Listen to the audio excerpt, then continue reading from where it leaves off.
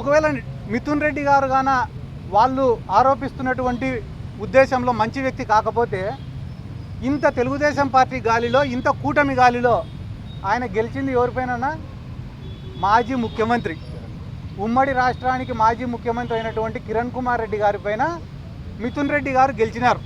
అంటే ఆ రాజంపేట పార్లమెంట్ పరిధిలో కానీ ఆయనకి ఎంత మంచి పేరుంది, ఆ కుటుంబానికి ఎంత మంచి పేరుంది అనేది ఈ రాష్ట్ర ప్రజలందరూ కూడా ఒక్కసారి ఆలోచించమని చెప్పి నేను రిక్వెస్ట్ చేస్తున్నా. ఎందుకంటే కేవలం మెంటల్గా ఆయనని ఇబ్బంది పెట్టాలా, డిమారలైజ్ చేయాలా, ఆయనలో ఉండే కాన్ఫిడెన్స్ని దెబ్బ కొట్టాలా అనే ఉద్దేశంతో అక్రమంగా కేసులు పెట్టినారు.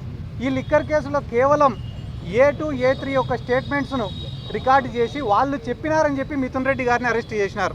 కానీ వాళ్ళిద్దరిని అరెస్ట్ చేసినారా? చేయలే. దాదాపుగా ఈ రోజుకి 50 రోజుల పైన అయింది మిథున్ రెడ్డి గారు అరెస్ట్ అయ్యి. ఈ 50 రోజులలో ఆయనను విచారించాలా అని చెప్పి ఎవరైనా కస్టడీ పిటిషన్ వేసినారా? వెయ్యలే. ఎందుకు వేయలే అన్న కస్టడీ పిటిషను? ఎందుకంటే మిథున్ రెడ్డి గారు కస్టడీకి పోతే అడిగేదానికి వీళ్ళ దగ్గర ప్రశ్నలు లేవు కాబట్టి ఇటువంటి కేసులు ఎక్కువ రోజులు నిలబడవు. ఏదైతే వాళ్ళ కుటుంబం ఒక 30-40 ఏళ్ళ నుంచి సర్వీస్ చేసుకుంటూ వస్తున్నారో, ప్రజలకు సేవ చేసుకుంటూ వస్తున్నారో, అదే వాళ్ళకు శ్రీరామ రక్షగా నిలబడుతుందని చెప్పి ఈ సందర్భంగా నేను మీకు అందరికీ తెలియజేసుకుంటూ